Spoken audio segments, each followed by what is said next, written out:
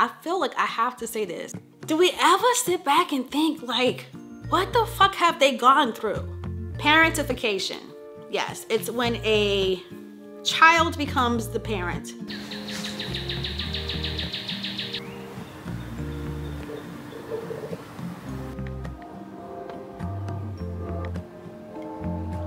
I haven't touched it.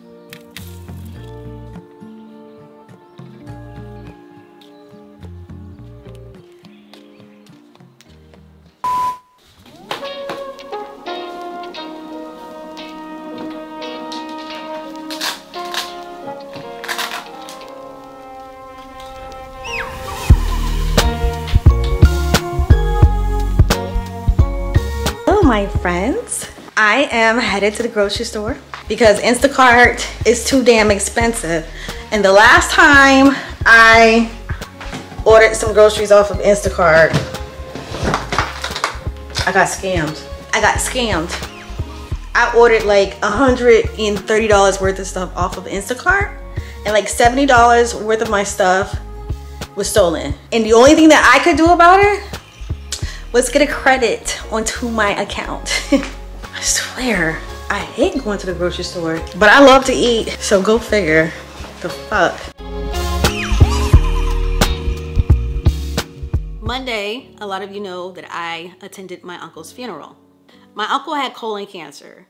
It's a cancer that can be prevented if caught early. I had 8 uncles. Okay. I now have 6. I have 2 uncles that have passed from cancer. Men in general, to me, and I don't want to beat a dead horse because you've heard this so many times before, do not go to the doctor. You know, we don't always have the means to go to the doctor. You know, like we don't always have, some people just are not financially able to go to the doctor. And all of that is in my head too. As I'm explaining this to you, I'm very mindful that not everybody has the means to do some of the things that other people can do, preventive maintenance. But as I thought about all of that, in my mind, I was like, these black men that are in my family, they have become victims of their circumstances. My grandfather, my mother's father, passed away when my mother was very, very young. I believe she was maybe 13, 12 when he passed away. She was a very young girl. He went in to have a surgery done and he did not make it out. Do you understand what that does to a young child at that age when they lose a parent? Sometimes they become a parent themselves. And that's why this is so uncomfortable to talk about, because for years, my mother has had to parent her own siblings. And it's not because my grandmother didn't do a good job of it. It's just because of the dynamics of the whole family. My grandmother had to work a lot to provide for all of her children because she had like six kids. So back then, you know, if you have a black mother, you can probably relate, or even if you have a mother who is a strong-minded person, she will tell you that she needs you to get up in the morning, she needs you to do this, she needs you to do that, she needs you to do this and that and the other. So my grandmother, unknowing to her, had given my mother the job of being parent number 2.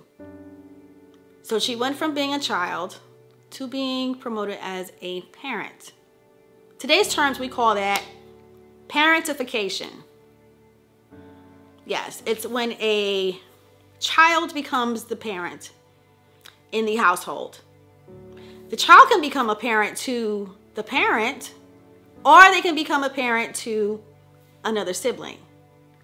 So what happened is that was the case. So my mother became a parent to her siblings. Monday, as my uncle was being laid to rest, I saw 2 things that hurt me to my core.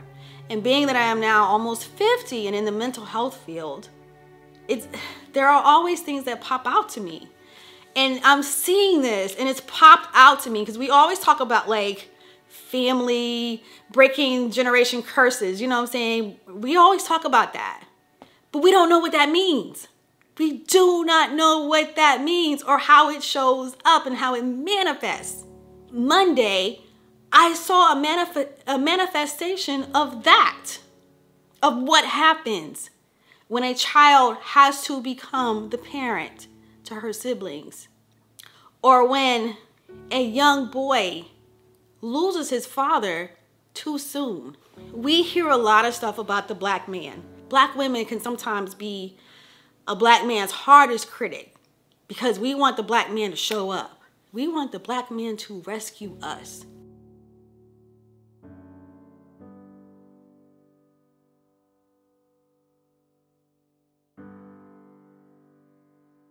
We don't often understand like how black men end up in prison. We just think that a black man sometimes is just like, he didn't have a father in his life and that's why he ended up that way. But what happened to the father? In my uncle's case, all of their case, I'm looking at this and I'm seeing my uncles had a father who was there for them. And then one day he died. They were so young. And it bothers me because I'm like, they were so young, they were kids. I'm talking about not even teenagers themselves. When they lost their dad, didn't have guidance. So it's like they became victims of their circumstances. There are some black men that are just wonderful. I've met more good than not. And yet those men, they don't even get mentioned. They don't even get praised like they should. It's so unfortunate because even as a black woman, we as black women, we do this shit to them too.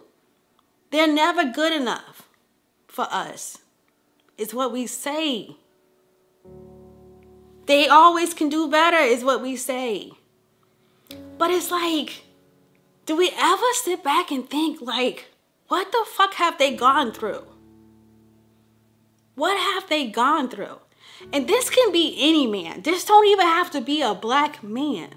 This could be any man. As I share my story, I want you to reflect on your own family dynamics. If you have a father, you know, who you feel like can do more, I want you to sit back and think about like, what has he gone through? What is his story? Put yourself in his shoes and not everybody gets a pass. Some people are deadbeat dads. But I want you to put yourself in their shoes because are you being realistic? Are you being realistic? Can you really expect much from a parent who doesn't really know how to be a parent because maybe that parent wasn't there? I mean, you hear people saying this all the time. Oh, they didn't know how to be a parent because it wasn't demonstrated to them or whatever. But let's go deeper. Why wasn't it demonstrated? And what was demonstrated to them? What did they really have to go through? Have they unpacked that? Have they had a chance to process that? What impact has that had on them emotionally? Just got home from work. Kind of tired. And I have all this stuff to do out here. I was talking to my mom and she kind of like had me a little bit motivated to come out here and do some yard work. But today we're just surveying the scene. We're just taking a look to see like what needs to be done. Tomorrow's Friday. So probably when I get home from work tomorrow, I will get started because we got some work to do. As you can see behind me, there's a swamp back there that needs to be taken care of. But yo, my roses are coming in. So excited about that.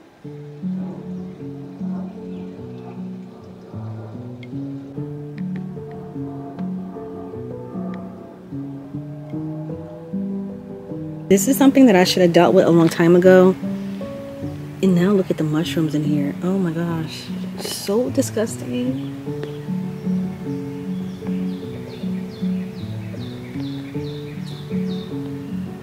All right, so to give you an idea of what I'm working with, this is it. This is it. We have things that need to be dealt with back here. Then we have things that are growing in. Look at the knockout roses. They're coming back. So excited.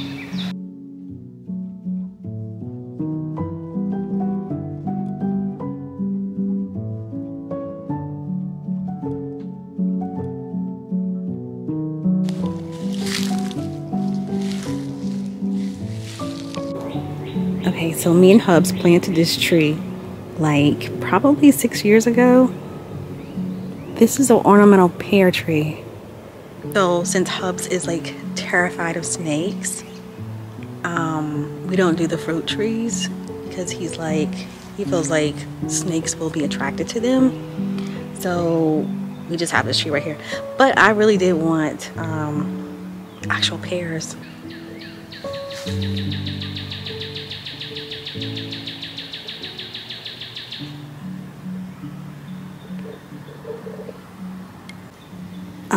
That's my magnolia tree.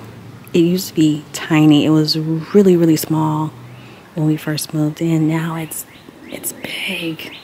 It's crazy. Can you see that bird's nest up there? There it is. Look at it. Pretty beautiful out here. Here is a birdhouse that I painted a few years ago. This is the color that it is now. Love that birdhouse.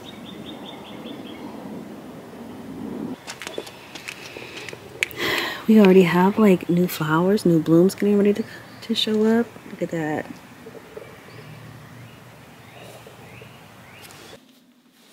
All right, let's go. This was not on the to-do list right now because it's going on 6 o'clock. But it's like I've seen something that I cannot unsee and I need to take care of it.